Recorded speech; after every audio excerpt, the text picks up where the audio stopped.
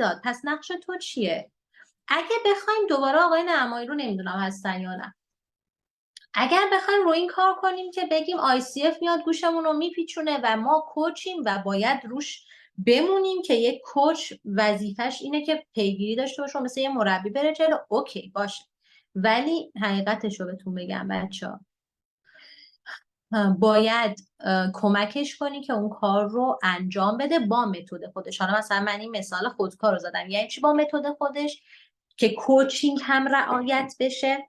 ما تو کوچینگ میگیم از درون هر کسی راهکار رو میکشیم بیرون، درسته؟ من چجوری اینو میتونم تو پروژم اجرایی کنم؟ من با شخص جلسه گذاشتم، توی جلسه به من گفته من این بازاریابی رو میخوام انجام بدم، شکست ها، موفقیت ها، تحلیل بازار، تحلیل بیزنس رو ما انجام دادیم، میگیم موافقیم بریم انجام بدیم چون خودش گفته. ولی چگونگی اون بازاریابی، چگونگی انجامش رو بلد نیست.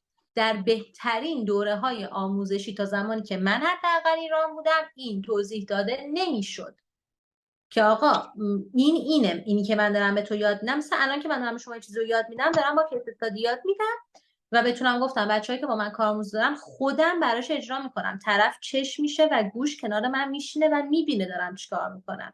یا حتی پروژه هایی که من دارم این کار باهاشون انجام میدم، برای همینه که در حد اکثر 3 ماه اول اینا نتیجه میگیرن. چه اتفاقی میفته؟ میگم برو بازاریابی کن، مثلا آگهی دیوار بزن، در ثبت آگهی دیوار کنارش حرکت میکنم، میگم بلدی برو اینا رو سرچ کن، بیا با من مشورت کن ببینیمش. حتی مثلا من پروژه های مشهدم و این کار انجام میدم، آگهی های اولش رو خودم میزدم. بچه‌ها فقط ببخشید که من اینقدر باهاتون شفافم، بازم یادم افتاد من خودم ویدیوهای خودم رو میبینم بچه‌های موقعی دیدم که توی جلسه اول بهتون گفتم ببخشید من اینقدر شفافم و اینقدر سعی باهاتون صحبت میکنم، ولی فقط این عدد 350 تومن 350 تومن 500 تومن 600 تومن 1,200 1000 یورو جلسه، نه 3000 یورو جلسه، خودتون رو بذارین جای صاحب کسب بکن. واقعا این نیستش که یه کوچ فقط بره یه سری اقدام در بیاره طراحی کنه. یه سری هستن دارن این کارو میکنن، اوکی بکنن، من متدم نیست. برای همینه که من گفتم هدفم بحث داشتن یه سری بیزنس کوچ هاییه که فکرشون مثل منه، حداقل در راستای منه، مثل من که منظورم اینه که هم راستاییم، یه چنین متدی دارن. اوکی، پس اینم بهتون توضیح دادم بر بحث اقدامگرایی صاحب کسب و کار. نکته مهم بعدی، در طی پروژه هاتون مراقب این نکته باشید. اشتباهی که من میکردم، طرف انجام نمیداد تکالیفش رو یه جریمه براش تعیین میکردم ولی باز جزاشو باش ادامه میدادم. متد بعدی که اجرا کردم و فوق العاده نتیجه داد، جلسه رو کنسل اعلام میکردم، میگفتم خب خیلی هم عالی، جلسه مثلا 10 شما هست، اقداماتی که جلسه پیش بهتون گفتم رو لطفاً بفرمایید. اینو انجام ندادم، خیلی هم عالی، جلسه امشبمون سوخت خواهد شد، جلسه نداریم، فقط در همین حد صحبت میکنیم که چه اتفاقی افتاده که انجام نشده. اگه بگه دیگه تنبلی که دیگه باید جریمه‌ش هم پرداخت بکنه. جریمه های من هم حالا هر کسی جریمه خودشو داره، اوکی، هر کسی جریمه خودشو داره، یه جریمه خاص بذارید که به درد اون طرف بخوره، ببین نقطه دردش کجاه. مثلا من معمولا صاحب کسب بکنم خیلی شکموان و معمولا غذایی جریمهشون میکنم، یا خیلی مغرور هستن و معمولا یه سری چیزای خیلی خاصه تو جمع براشون میذارم که برم فیلم بگیرم بر من بفرستم. یا عزت نفس پایینی دارن بعضی ها که 99% جامعه درگیرش هستیم و باید در هر لحظه روش کار کنیم که پیشرفت کنیم. اوکی، اینم از. پس اگر که انجام نداده فقط باش این در این حد صحبت میکنی که چطور میتونم بهت کمک کنم، از کی باید کمک بگیری که این انجام بشه، برو وقتی انجام دادی تا انجام ندی به من زنگ نمیزنی و جلساتت سوخت میشود همینطوری تا انتها. دیگه اینجا صاحب کسب و کار قشنگ به خودش میاد که بعد چی کار بکنه. مورد بعدی که بعد بهتون بگم تو جلسات تو پروژه هاتون، وای بچه ها آقای بنافر گفتن که مثلا با اینکه قهر کرد چی کار باید بکنیم. من چی کار کردم؟ مهمترین نکته مکتوب کردن جلسات در انتها امضا از طرف میگیری. مجازی چجوری امضا کنی؟ اولا که همه جلساتتون سیو میشه، یعنی ضبط بگید بکنه صاحب کسب و کار، چون اینا رو بره بعدن دوباره گوش بده تا جلسه بعدیتون، چون منتورینگ هم دارید. مورد بعدی این که الان من که ضبط میکنه تو جلسه آنلاین در ته جلسه میگه خب به من بگو ببینم اقداماتی که از این جلسه بعد طراحی شد چه چیزایی بود. اقداماتش رو همزمان مینویسین با هم دیگه، میگین خب پس این جلسه ما در رابطه با این موضوعات با هم دیگه صحبت کردیم. خط میکشید جلسه بعدی، زیرش یه خط جلسات بعدی. این میشه مستندسازی. وقتی که این چون اینا هزینه‌شون هم نقد پرداخت کرده بودن و الان بعد از این تایم طولانی همسرشون با من صحبت کرد و بکنی معذرت خواهی که حالا اگر ممکنه، من نمیخوام اینو بگم، یعنی بنده خدا روش نمیشد، هم میخواست بگم خجالت کشید بگم که مثلا مبلغ برگردونده بشه یا چه موضوعی. گفتم که اوکی حتما ما در خدمتتون هستیم، تشریف بیارید جلسه، من بهتون میگم که هر طور شما صلاح بدونید. اینجا دیگه بیزنس کوچ دستش بازه، هر طور شما صلاح بدونید. اگه شما بگید ما باید پول بهتون پس بدیم، با کمال میل در اثر وقت به حساب شما در لحظه واریز خواهد شد. اتفاقی که افتاد، من مستندسازی داشتم، داکیومنت داشتم هایلایت شده به نظم به جزئیات و من به شدت همه چیز تو ذهنم میمونه. وقتی همسر ایشون اومد تو جلسه و من بهش نشون دادم که تو این تایم من 15 عدد پلن بازاریابی نوشتم و ایشون هر 15 تا رو یا انجام نداده یا فقط یه نوک زده اومده بیرون و خودش فقط مونده، یعنی ته جلسه فقط میگفت که من نمیدونم اینا رو چطور باید برای شما جبران کنم، آیا ما باید هزینه پرداخت کنیم؟ ببین یعنی مشتری تو به اینجا میرسه، اینقدر که تو کار تو داکیومنت شده سفت و سخت انجام دادی و خودش مونده بود که چرا اینا انجام نشده و رفت انجام بده و برگرده. مورد بعدی بچه‌ها، تا یه مسئله رو به نتیجه نرسوندین دوباره تاکید میکنم، این که میگم معلوم نیست. مثلا من گفتم از کجا معلوم درست تشخیص داده. جناب بهرامفر صحبت خیلی قشنگی داشتن، اونم این که ما درست و غلط نداریم. کاملا درسته، ما درست و غلط نداریم. دیروز یه نکته بهتون گفتم من و توی کوچ نباید قضاوت بکنیم، همه اینا درسته خب، ولی نه این که نباید تحلیل کنیم، که ما در لحظه باید هرچی میشنویم با توجه به تجربه خودمون، با توجه به موقعیت بیزنس تحلیل تحلیل تحلیل، چون داریم میبینیمش یه واقعیت بر اساس افکارمون نیست که بگیم قضاوته. اینجا هم همون جاه واقعا درست و غلط مطرح میشه، یعنی اون چیزی که داره میگه پیش بریم کار اوکی نیست حداقل الان. اگرم فکر میکنه که الان ما باید اینو پیش ببریم، میای تحلیل میکنی، مثلا مدیر داخلی داره، بخش منابع انسانی داره، مثلا فرض کن داره منابع انسانی کار میکنه یا مثلا فروشه، یهو مثلا میاد تبلیغات، فرض کن مثلا فروشیم، تبلیغات نه مثلا چیزو میگه شعبه زدن رو مطرح میکنه، خیلی هم ذهنشو درگیر کرده. من میام بهتون گفتم اینو با بحث فروش با مسئول فروش پیش میرم، به طور اضافه بر سازمان میگم ببین خارج از جلساتمون من 1-2 تا جلسه برات میذارم و پولش هم با همونه بچه ها، با همونه ها.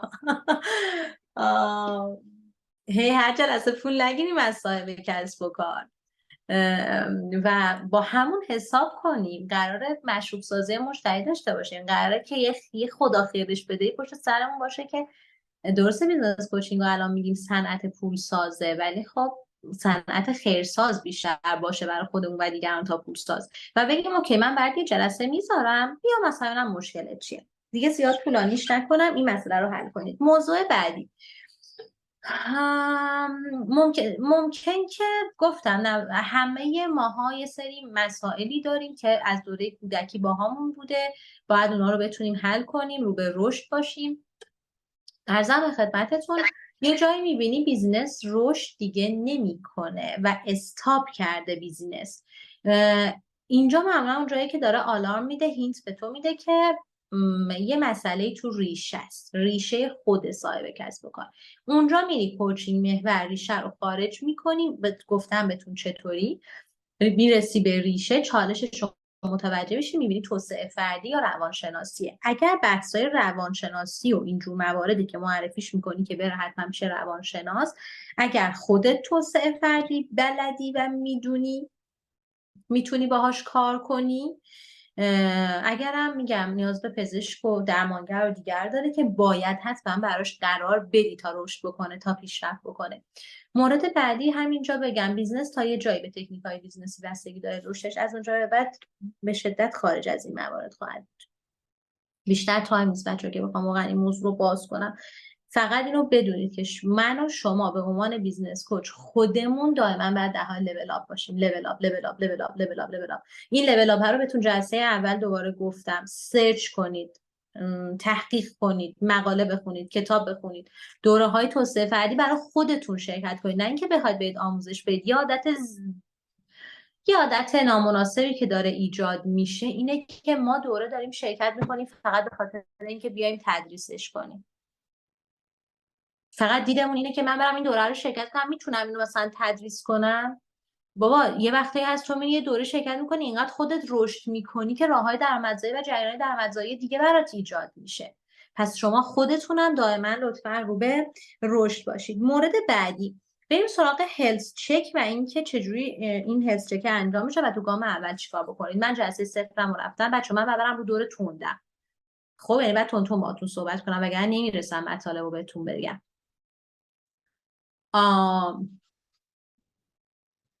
من جلسه صفرم رو رفتم. خودتون برید، میگم اگه تخصصشو دارین عزیزم خودتون باشون اجرایی خواهید کرد در جلسات جداگانه‌ای. به طور مثال اگه تو قراردادتون دارید که خب من دارم تو قراردادم اختصاصا که مباحث توسعه فردی باشون کار میشه، اگه ندارید حساب نکردید رو پولش، جداگانه اگه دوست دارید ازش مبلغ بگیرید که مبلغ بگیرید. مبحث بعدی، من صفر رفتم کوچینگ پرزنتم رفتم بهتون گفتم تو جلسه سویه همه چالش ها رو میریزه بیرون. شاید هم نریزه بیرون، شاید یه چالش بیاره، اوکی همون رو براش حل میکنی. اگه همه رو بیشتر افکارش رو گفته یکیش رو حل میکنیم، ما بقیه رو بهش میگیم که میریم تو پروژه، میخوام بهش پروژه رو معرفی کنم یا پروپوزال. بچه‌ها این پروپوزالایی که یه سریاتون به من فرستادین، نمیدونم رفتین یه جای حتما آموزش دیدین که دارین میفرستین دیگه. من اصلا کاری با آموزش ندارم، حداقل پروپوزالایی که من دیدم پروپوزال های درستی نیست و شما کافیه برای صاحب کسب و کار، اگه مثل آقای بهنامفر من گفتم جلسه قبلی، گفتم یه جایی ما تو جلسه صفر قراردادو میبندیم، گفتم این موضوع رو بهتون، مثلا رو تابلو نوشتم میگم من اینو برات به مبلغ مثلا 30 میلیون تومان تو ماه اول همین یه چالش تو حل میکنم، بریم فعلا جلو. نگو اگه نتیجه گرفتیم، اگه دوست داشتی، اگه راضی بودی، اگه پیشرفت کردی، اگر رو نگو. ما اینو با هم میریم جلو، حالا تا بعدش رو با هم صحبت میکنیم، بعدش با هم صحبت خواهیم کرد. تو اینو میری جلو، اونی رو انتخاب میکنی که میتره کنه براش، بقیه رو میبری براش تو قرارداد. اون موقع هر یه دونه چالش رو مثلا 60 تومن 50 تومن میگیری حل میکنی براش، مثلا هر یک ماه تو این شکلی میبندی باهاش. نکته ای که هست اینه که از کجا شروع کنم که بدونم اصلا این چالش ها، شاید نگفت اصلا صاحب کسب و کار به من چالشاشو تو اون جلسه صفر چیکار کنم، با کوچینگ برم در بیارم چالشاشو؟ نه عزیز دلم، چون ممکنه تو کوچینگ نگه اینا رو به شما. تحت عنوان چکاب بیزینس میذاری، تحلیل کسب و کار میذاری، میری بهتون گفتم تو جلسه پیش به جای اینکه بخوای پروپوزال اینا تحویل بدی، یه تستی یک چیزی رو طراحی بکن برای خودت و یا تو ذهن خودت یا میدی اون شخص تکمیل میکنه. من مثلا چکابام معمولا 6 تا 9 ساعت زمان میبره، ولی تو یکی از چکاب های من یک چالش عمیق که ما فقط 1.5 ماه درگیر همون چالش بودیم توی بیزنس 20 ساله، توی همون یه دونه هلت چکی که بود و همون چکاب بیزنسی که بود انجام شد. پس بذارش بگیم چکاب بیزنس و تحلیل کسب و کار. میری تحلیل میکنی با توجه به سوالاتی که مخصوص به سیستم های مختلف یک کسب و کار هست. یه نکته بهتون بگم بچه‌ها، خیلی هاتون کلمه 7 سیستم رو شنیدید. جالبه بدونید که هر دانشمند و محققی در زمینه بیزنس و کسب و کار سیستم های مختلف رو برای کسب و کار تعریف کرده. تنها چیزی که تا به این لحظه در بیزنس ثابت هست بیزنس مدله، بیزنس کنوسه. بقیه چیزها هر کسی با توجه به متد خودش، یکی میگه کسب و کار 4 تا سیستم داره، یکی میگه 5 تا سیستم داره، 7 تا سیستم داره. پس سیستم ها مختلفه. میتونی تو برای خودت با توجه به تجربه، دانشت، آموزش هایی که داری میبینی دسته‌بندی کنی، بری اونها رو چک کنی. چیشو باید چک کنم دقیقاً؟ چیشو چک کنم؟ مثلا منابع انسانی رو چجوری چک کنم؟ با همه افراد منابع انسانی در حد 10 دقیقه جدا جدا و تک به تک باید جلسه بریم. ببینی این منابع انسانی بیزنس کجای کاره، چه سوالاتی بپرسم. واقعا بچه ها اگه فرصت بشه الان بهتون میگم، اگه فرصت هم نشه که سعی میکنم مثلا توی سری ویدیوها پاسخگوتون باشم حتما در تو با این ریز جزئیات. مثلا بحث فروش، میرم چه چیزی تو فروش مهمه. مثلا حسابداری که الان آقای بهنام‌فر چند تا نکته گفتن، مستمر باشه، ثبت شده باشه، به روز باشه. من اصلا بدونم چی به چیه، چه تعداد فروختم، کی خریده، چه تعداد خریده، رفته دیگه نیومده. آیا من میتونم 28 مشتریامو در بیارم؟ دوباره قانون 28 تو پیجم تاکید کردم، در حال حاضر داره اشتباه آموزش داده میشه ها. یعنی صاحبان کسب و کار فکر میکنند 28 وقتی تعیین میکنن تو تارگت، اونی که بیشتر فروختن و باید برن روش تارگت گذاری کنند، در حالی که اتفاقا اونی که کمتر فروخته الان تو باید بری رو کاتا، اونی که بیشتر سود و داده تعدادش کمتر بوده بعد بیاد رو تارگت گذاری تو قرار بگیره. نکته ای که هست اینه که مثلا اینا رو باید چک کنم. به طور مثال دارم بهت میگم من خودم تحلیلم 6 تا 9 ساعت زمان میبره. اگه حضوری باشه که معمولا یک شبانه روز، یعنی از صبح ساعت من 8 تا رفتم سر صاحب کسب و کار، مثلا این 12 شب اومدم بیرون به خاطر عمق بیزنس که وجود داره. پس تو بخش‌های مختلفش اول بیزنس رو برای خودت بخش بندی کن، برو و اونجا رو سوالاتش رو طراحی کن برای خودت، از صاحب کسب و کارم کمک بگیر. نکته خیلی مهم، پروژه های حضوریتون رو برین، کارگاه رو ببینید، کارخونه داره ببینید، دفتر داره. یعنی بچه اون موقعی که من با تشریفات اصفهان کار میکردم میرفتم تو تالار و چه کار میکردم؟ از دم در میگفتم من مشتری هستم. وای که چه تحلیلیه این تحلیل اگه اجرایش بکنی. از ابتدای کار به عنوان مشتری میرفتم داخل، جلسه صفرم رفته بودم، پرزنت هم معمولا من پرزنت هم با این بحث تحلیلم با هم اتفاق میفته. یعنی تحلیل میکنم بعد بهش میگم میرم جواب تحلیلمو بهتون میدم، با پرزنت اون ته دیگه بسته میشه و تموم شد. میرفتم مثلا من مشتریم، خب دقیقا هم مثل مشتری رفتار میکردم، همه جزئیات بیزنس رو بررسی میکردم، همه جای کسب و کارم نگاه میکردم. مثلا یه مسئله بارز بگم که اگه بری ببینی متوجهش میشی. مثلا رفتیم تشریفات، میگم از این نمک پاشا چند تا دونه داری؟ میگه ما که نمیدونیم.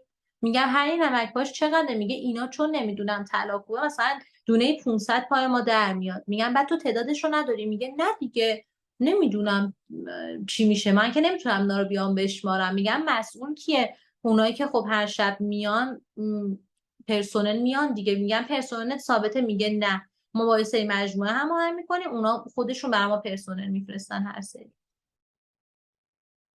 عمق فاجعه رو میتونی متوجه بشی.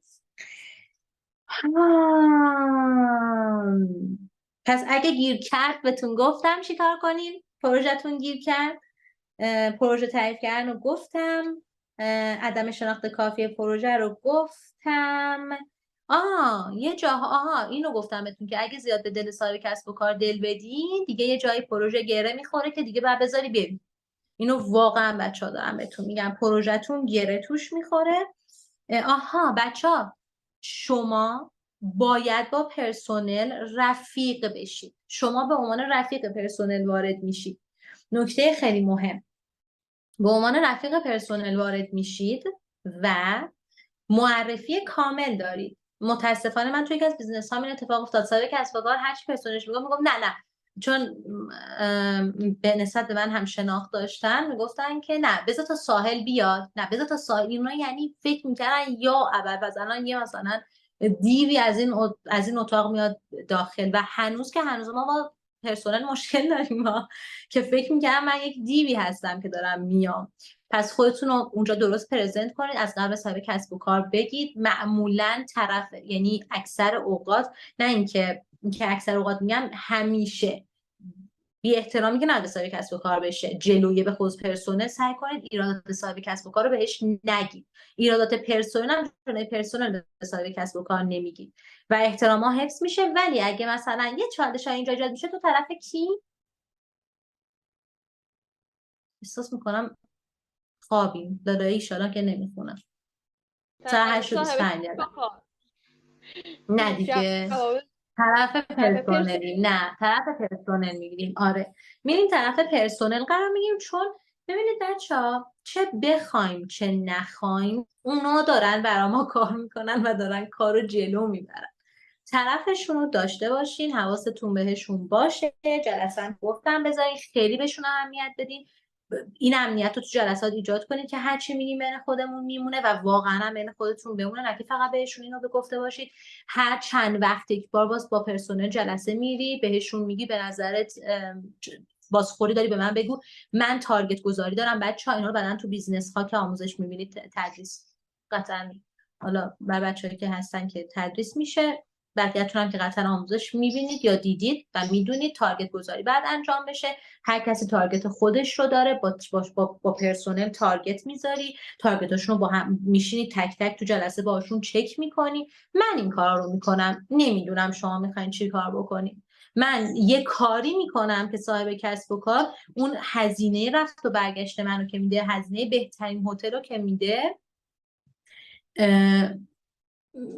هم به دل من میشینه هم به دل خودش میشینه. خب هدیه دادن، جایزه دادن به پرسنل، من خودم جایزه تعیین کردم، یورو بود جایزه های من و مثلا هدیه تولدشون بود. من اگه اونجا حضور داشتم، من همیشه یورو چون تو کیفم میذاشتم، مثلا اینکه بتونم خورد مثلا در حد 20 یورو اینا بتونم بهشون بدم، یا مثلا اگه یه تارگت مالی زده باشه، مثلا یه 50 یورویی 100 یورویی بهشون بدم، این کار رو انجام میدادم. خب این خیلی کمک کنند، از خیلی مراقبش باشید.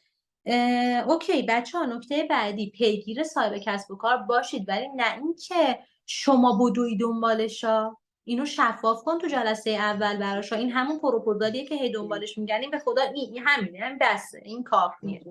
خب ببین، من باهات یه سری تماس ها دارم میگیرم، اونم بستگی به متد خود کوچ داره. یه سری تماس ها داریم با هم دیگه. بچه ها یه سری از مراجعتون از پیگیری زیاد استراب میگیرن، تازه دچار انفعال کاری هم میشن.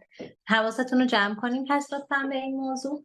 نکته دیگه اینه که تشویق تنبیه براشون با هم دیگه داشته باشین در پروژه هاتون، و اینکه بهش تذکر بدین که ببین اگه تو مثلا جلسات تو من پیگیری میکنم، من به پیام میدم، اما اگه نیومدی دیگه همش من نمیافتم دنبال تا کوچی باید دنبال کوچش باشه. اوکی؟ و بخواد که پیشرفت کنه. من یه سوالاتی از شما دارم و میخوام که ازتون اینا رو بپرسم. آها این دو تا نکته هم بهتون گفتم که در حال تحقیق باشید، در حال پژوهش باشید.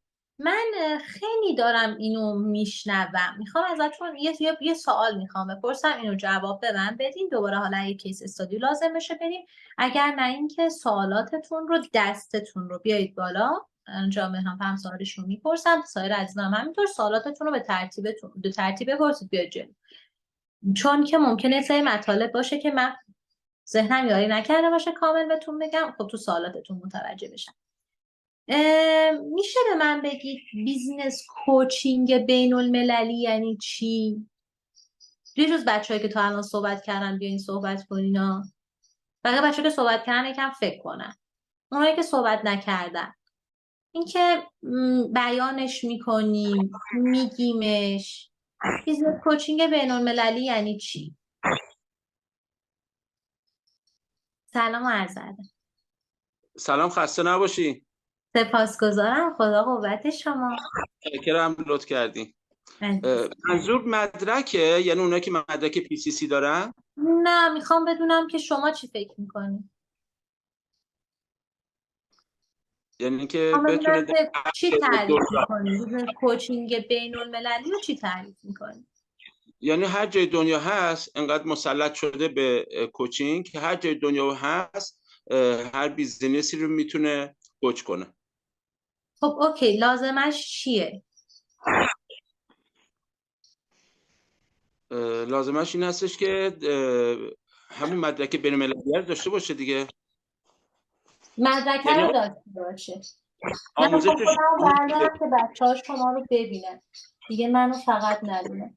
آموزش دیده باشه. خب این مدرکه چه مدرکیه به نظر شما؟ مدرک سطح 1. اوکی، یعنی ما مدرک سطح 1 داشته باشیم بیزنس کوچ بین المللی. بله. سوالم بعداً بپرسم. سوال دارم. سوال دارین؟ نه، سوالتون دست بگیرین مثل سایر بچه ها.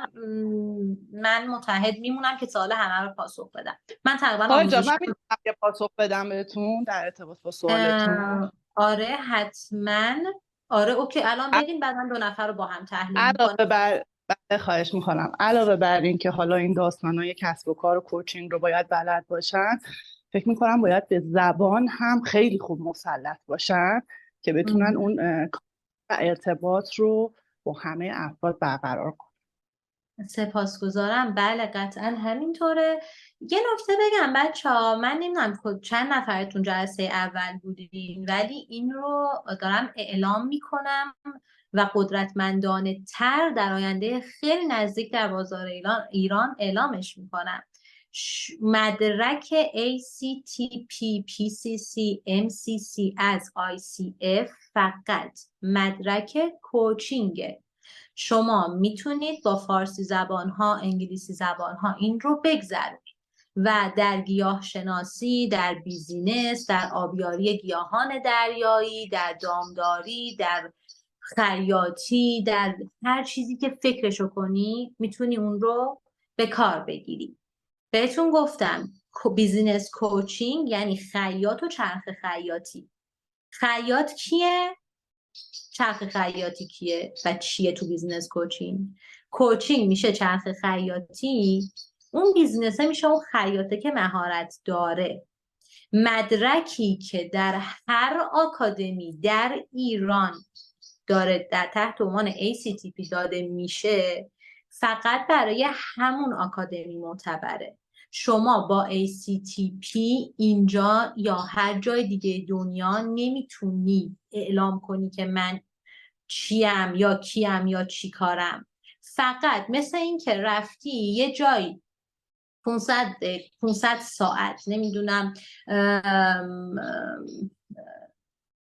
چی بهت بگم، مثلا 300 ساعت کوچینگ گذروندی، فقط ثابت میکنی که آقا مثلا من رفتم یه دوره کامپیوتر دیدم، این دوره کامپیوتر من این مدرکشه که حالا یه کامپیوتر البته فنی حرفه‌ای دارن و معتبر هستن، قابل ترجمه هستن و اوکی هم معتبرن. اینو می نشون میدی، میگی ببین اینو من رفتم مثلا n ساعت مثلا 30 ساعت آموزش گذروندم، اینه در این حد هستش. PCC هم که بگیریم همینطوره، MCC هم که بگیریم همینطوره. یعنی چیزی تحت عنوان بیزینس کوچینگ توی ICF تدریس نمیشود.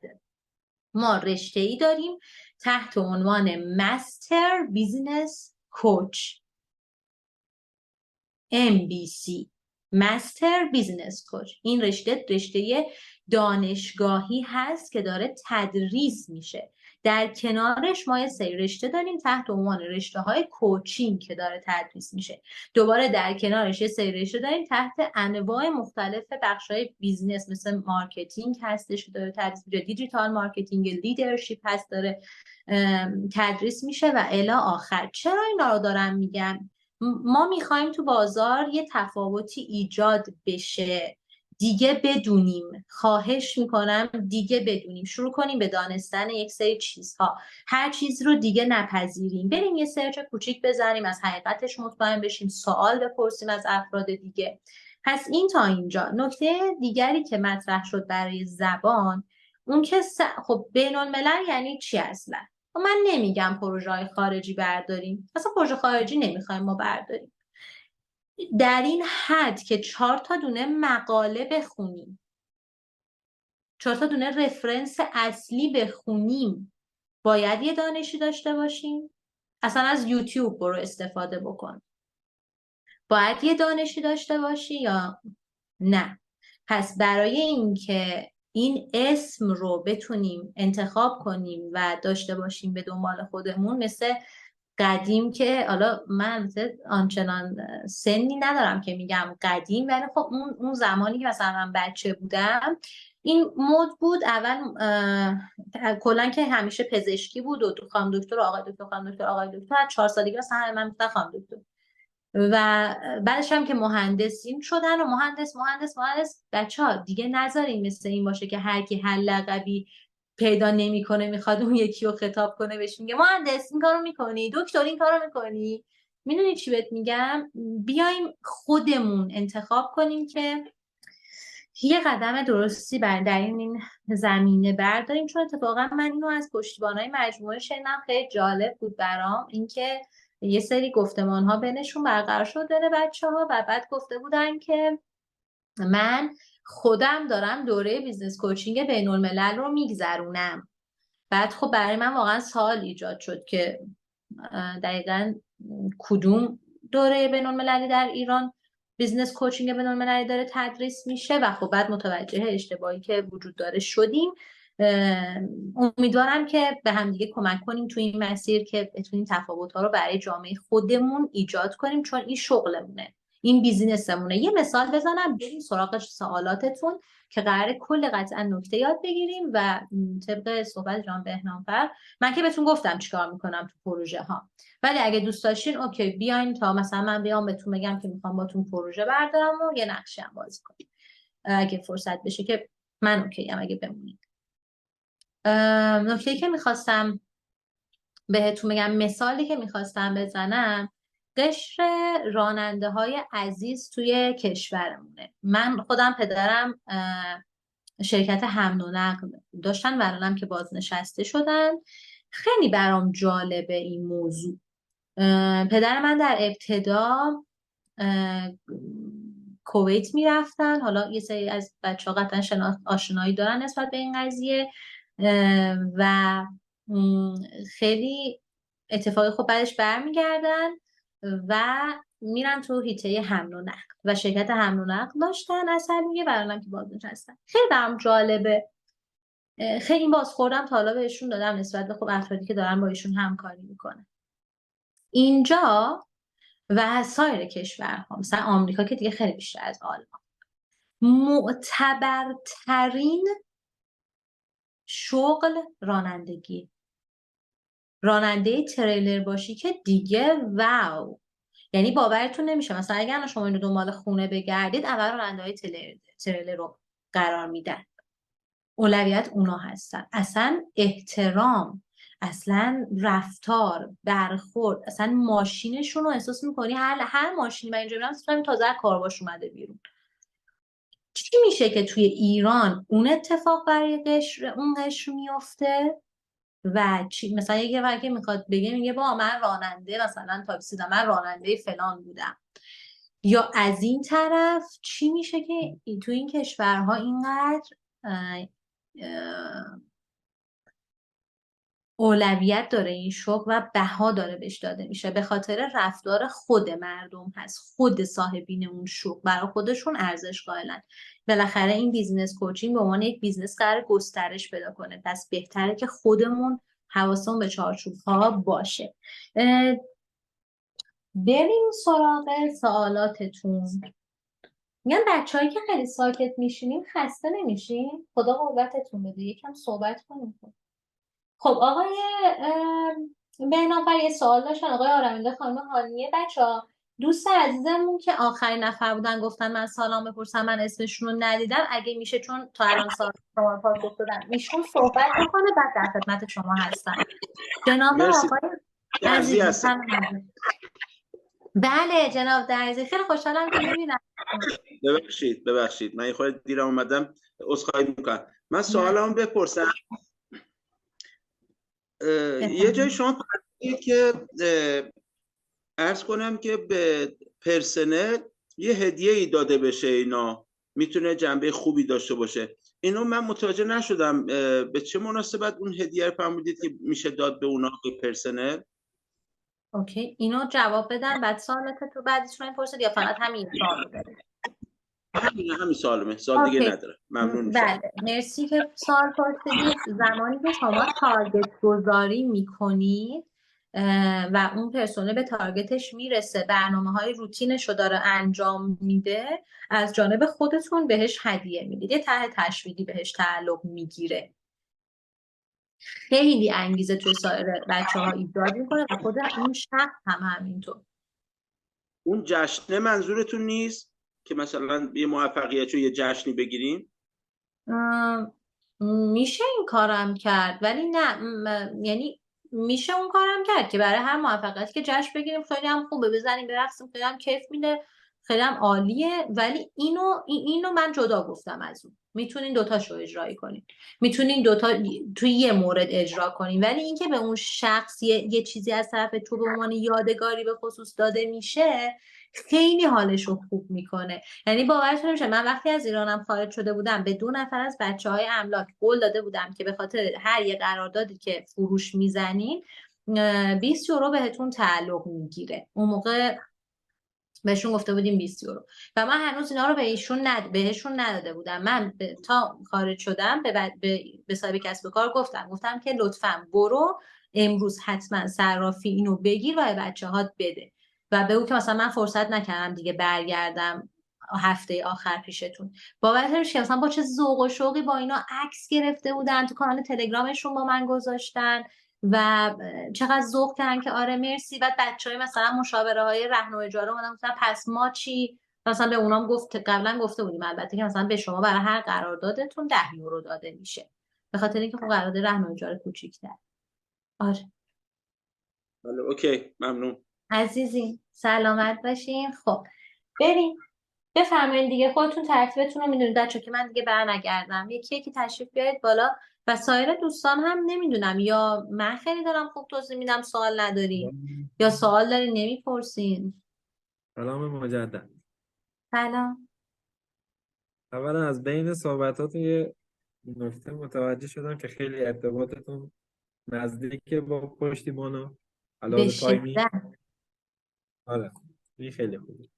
سوالم اینجاست، سوالات مربوط به تحلیل داخل هلس چک و چه شما یه سری بخشا رو گفتیم، اون سوالات رو تو این جلسه داریم یا کلا جای دیگه است؟ تو جلسه منظورتون تو این جلسه با منه؟ بله. نداریم، میتونیم براتون طراحی کنیم، در اختیارتون بذاریم. یه سریاشو میتونیم در اختیارتون بگذاریم، یه سریاشو بعد چون برنامه‌شو نه. اونایی که میخواین هدیه بدید نمیشه به طور کامل بدید؟ بحث هدیه ها رو من گفتم که هر کی هر چیزی که دوست داره رو انتخاب بکنه، بگه چه دوست داره بگیره. اوکی، میتونیم به اون دوستانمون بدیم. باش چشم. اونایی که بچه‌هایی که قرار هدیه بگیرن اگر انتخاب کردن، تست تحلیل کسب و کار سوالاتش رو ما در اختیارشون قرار خواهیم داد. یه سوال دیگه، از بین چی باید انتخاب کنیم؟ اینم سوال تو، اینم حالا چون برای همه نیست یه مقدار حالا سریع توضیحش میدم. قرار کسایی که داوطلبانه اومدن بالا صحبت کردن یه هدیه از طرف مجموعه ما داشته باشن. هدیه رو ما به انتخاب خود شخص میذاریم. مثلا شخص میگه من میخوام یه منتورینگ بخوام مختصر یه کوچینگ داشته باشم. تو دوره‌های آموزشیمون مثلا دوره‌های اصلی یکیش مثلا بیزنس کوچینگ بین‌الملل یا به جامعه بیزنس کوچینگ بین‌الملل یا به طور مثال دوره 3 برابری، ما نمیتونیم دوره رو تقدیم حضور افراد کنیم، ولی میتونیم تخفیف بدیم. ما روی هیچ کدوم از محصولاتمون تا به ابد تخفیف نخواهیم داشت. اصلا من ندارم. ولی یه شخصی مثلا میاد میگه که من اصلا انتخاب میکنم تو این دورتون شرکت کنم، اما تا جایی که مقدور باشه لحاظ میکنیم اون تخفیف رو و در خدمتشون هستیم. بیشتر من دوست دارم ببینم اون شخص دوست داره چه یادگاری از من ساحل مخداری و مجموعه هم داشته باشیم. من خودم فکر می‌کنم یکی از اصلی‌ترین چیزا همین تحلیل است، هلس چک است. بله. ایده خودمه، یه ذهنیت خودمه. حس می‌کنم بله. نقشه این راه همینه. بله. من هدیه‌ام همینه. اوکی باشه، مرسی، پس این متشکرم. توضیحات تکمیلی تر هم بهتون پاشم. یه نکته گفتیم بر بحث متشکرم. پشتیبانی، من یه توضیح بهتون بدم بچه‌ها، چون جلسه پیش در تا بحث بازاریاب بهتون گفتم بچه‌ها اصلا فکر بازاریابی رو نباشید، مگر اینکه پشتیبان بگیرید. شما خودتون قراره برید بیزنس رو اصلاح بکنید، پس خودتون بعد سری اصول رو رعایت بکنید. داشتن پشتیبان یا حالا بعدها کارشناس فروش یا بازاریاب نباید باعث بشه که شما از مغز کسب و کار، از دل کسب و کار دور بشید. درسته ما اینو خیلی شنیدیم که تو صاحب کسب و کاری، داری تو کسب و کار کار میکنی یا داری رو کسب و کار کار میکنی. صاحب کسب و کار باید رو کسب و کار کنه. خب اوکی باشه، درسته که باید رو کسب و کار کنه، ولی باید این نکتهش خیلی فاصلش بینش ظریفه ها. صاحب کسب و کار نباید در جریان جزئیاتی که بهش ربط پیدا نمیکنه قرار بگیره. اصلا باید یه کاری بکنه که در جریان هر جزئیاتی نباشه. بعد مثلا تو برنامه بیزنسی که من تدریس میکنم، این به عنوان یک نکته بیزنسیه که من تدریس میکنم به صاحب کسب و کار، میگم سعی کن آخرین نفری باشی که اطلاعات و اخبار مجموعت بهت میرسه. چه اخباری، چه اطلاعاتی، اونهایی که کارهای مهم و ضروری نیست. بارها بهتون گفتم کارهای مهم و ضروری چیه دیگه، وابسته به زمان باشه و مربوط به پولسازی باشه. اگه اونا نیست تو نباید بشنوی. در غیر این صورت تو باید دائما در حال هوشیاری کامل باشی. خب نفر بعدی اگه سوال آقای محمد عزیزمون تموم شد. میشه من سوالمو بپرسم؟ بله بفرمایید. ما الان، یعنی من خودم به شخصه الان که تا حالا با بیزنسی نرفتم داخل پروژه وارد بشم ببینم هر کدوم از چالشاش چقدر زمان ممکنه ببره. خب من الان باید برم به این صاحب کسب و کار بگم که داخل اینقدر تایم من میام فلان چالشت رو حل میکنم. الان این واقعا واسم چالش شده. یعنی الان چالش شده. ببین من چی گفتم بهتون؟ گفتم که بستگی داره شما میگی میخوام این چالشاتو حل کنم یا اینکه میگی نه من پروژم کوچینگ منتورینگ، این چالشایی که شما گفتین که حل میشه، سیستم سازی کامل کسب و کارتون صورت میگیره، علاوه بر اون درآمدتون خب در کنار همه اینها 3 برابر میشه. اصلا اگه تو بخوای شروع کنی اینو بچه‌ها دقت کنید، یادم باشه بهتون بگم، اگه شروع کنید موقع برداشتن پروژه به صاحب کسب و کار هی توضیح بدی که قراره باش چیکار بکنی گیج میشه ها. عوضی بود نه؟ خب داری چشم اونجا بایستاده نه خواهش لج می‌کنم کرده دوتاتون نه ببندید. نفهمیدی تو لج من کرده ازتون بود علی علی کوشاه‌زاده. آقا بذار من می‌برم.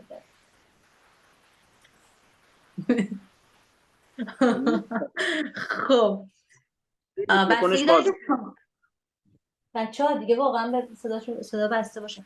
میگم هانیه جان بستگی داره شما میگی یه دونه چالش رو میخوای عزیز دلم حل کنی یا میگی نه من اینو کامل میخوام انجام بدم. حالا فرض کن یه دونه شما حل کنی. یه دونه‌ش رو میخوای بری، خب اون یه دونه رو چی میخوای انتخاب کنی؟ مثلا فروشش. خب مثلا فروشش. تا الان تو فروش تجربه‌ای داشتی؟ اصلا تو هیچ کدومشون من تجربه نداشتم. من خیلی خب ناراحتم میدونی تو فروش متوجه شدم که مثلا رو کدوم قسمت ها میخوای کار کنی؟ فروش مثلا بازاریابیش.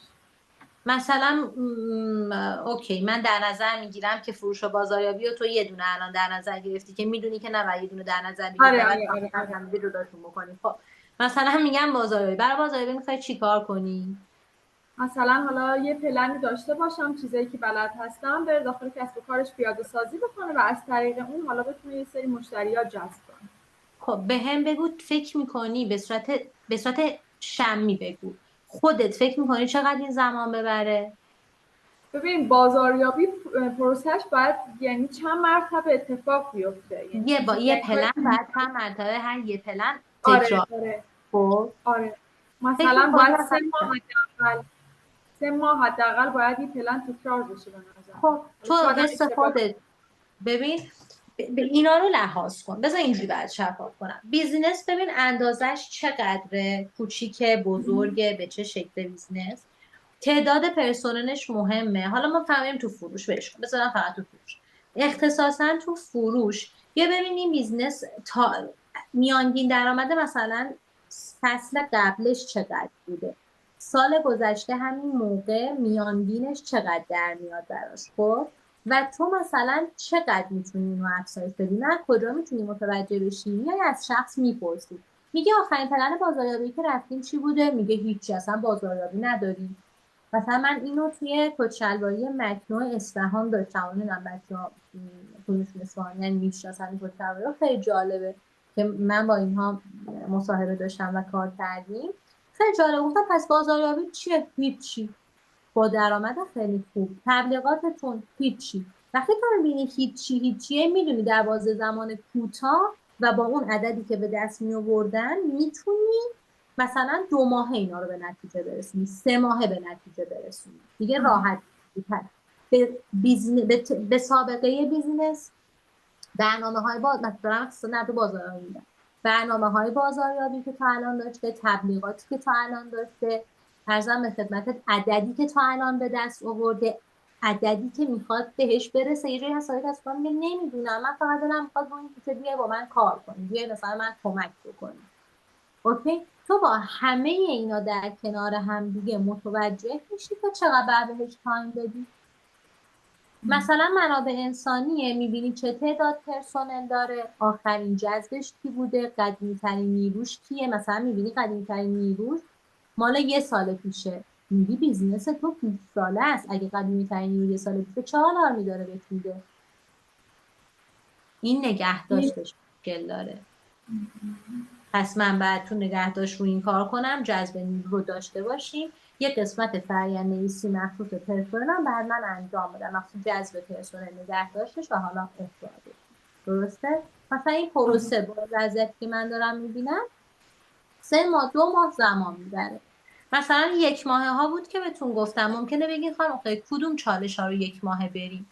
چالش هایی مثل همون جذب نیرو، فقط جذب نیرو میتونین 1 ماهه بریم. مثلا یه دونه پلن بازاریابی رو 1 ماهه میتونی باهاش بری. یه چنین موردایی پس دوباره مرور کنیم با هم. عمق بیزنس رو نگاه کن، شرایط قبلیش رو نگاه کن که تا الان از نظر عددی تا الان چه کارهایی در اون زمینه کرده و پتانسیل داره چه کارهایی بکنه. واقعا این بیزنس ها هست که تو می‌بینی شخص اصلا استفاده نکرده از پتانسیل و البته اون بیزنس اصلا پر پتانسیل هم هست. یه مثال بزنم برای شفاف بشه، کیس استادی کرده باشیم. من یه دونه کیس داشتم و دارم، ایشون اتاق نمک برای اولین بار رو به این سبک درمانی در ایران استارت زده. کار کاملا ناشناخته و تو باید فکر کنی کار ناشناخته، نمکی که همه میگن سم سفیده، اینجا میخوام بکنمش طلای سفید. ببین چه فرهنگ سازی باید بشه. دوباره تو شهر مشهده، شهر مذهبی قرار دارن این افراد و الی آخر. حالا میام میگم اوکی، من اگه بخوام به طور مثال بحث فروش اینو افزایش بدم، ناچار هستم که زیر ساختاشو درست کنم. پس من نمیتونم به این شخص بگم که مثلا یه چیز عجیب غریب بهش بگم، به طور مثال که من خوشو 2 برابر میکنم توی 3 ماه. نه، یه قرارداد مثلا 6 ماهه باش می‌بندم چون زیر ساختاشو باید درست کنم. میری توی بیزنس میگه اوضاعش خیلی خرابه دیگه، منفیه الی آخر. و اینکه آخرین سوال این که گفتیم که مثلا 1 ماهه ببندیم، اون 1 ماهه هفته یه جلسه باشه یا هفته 2 جلسه؟ من با توجه به پروژه ها متفاوتین رو قرار میدم. یه جاهای هفته 2 جلسه چون فورته، یه جاهای 2 هفته یه جلسه میذارم. بچه‌ها 5 دقیقه دیگه زمان داریم مرسی از لحاظ آخر. خواهش میکنم.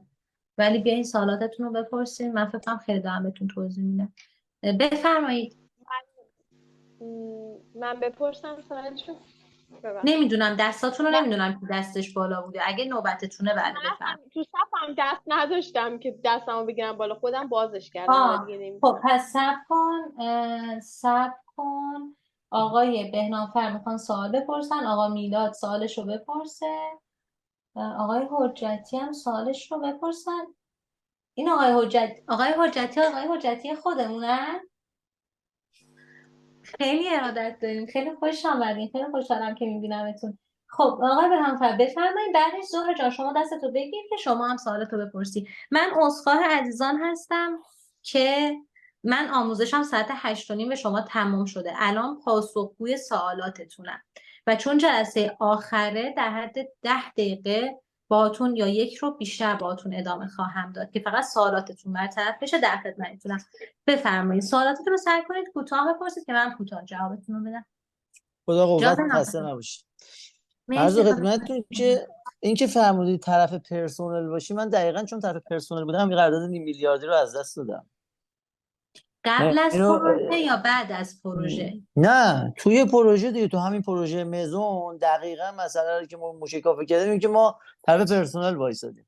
یعنی این یه مقدار مثال نقد، یعنی الان بهتون نقض توضیح هم میدم. داره. چشم. من من تونتون بپرسم. بگین یکی اون باشه. یوروهایی که گفتید میدید و از طرف صاحب کسب و کار میدید یا از طرف خودتون مثلا به عنوان هدیه؟ من من خودم دارم بابا. جان؟ من خودم میدادم. من خودم خودت. اوکی. و یکی هم این که در مورد این که فرمودید که قرارداد و شما به یه فرمت جنرال دارید برای همه میبرید یا اینکه نه بعد از جلسه صفر یا بعد از جلسه پرزنت قرارداد اون آدمو جدا، یعنی یه سری قسمتاش که جنرال هست ولی اون قسمتی که شما چیکار میخواید براش بکنید و اون یه بندو عوض میکنید دیگه. بله یعنی برای ایشون میگید که آقا من این کارو میخوام برای شما انجام. بله، بعد از بله. اینکه شنیدید ایشون چی میخواد دیگه، از چارش شنیدید. شنیدمشو بله، ولی بیشتر بر اساس تحلیل خودم آقای بهنامفر. شنیدمشو بله، خب. اهمیت میدم، اولویت بندی میکنم که این ذهنش درگیر چه بشه، اهمیت میدم ولی زیادم نه. بیشتر خودم با توجه به اینکه ببینیم تحلیل کمک میکنه که بفهمیم الان کدومو بریم حل کنیم. خب و اینکه در مورد مدارک که فرمودید ICT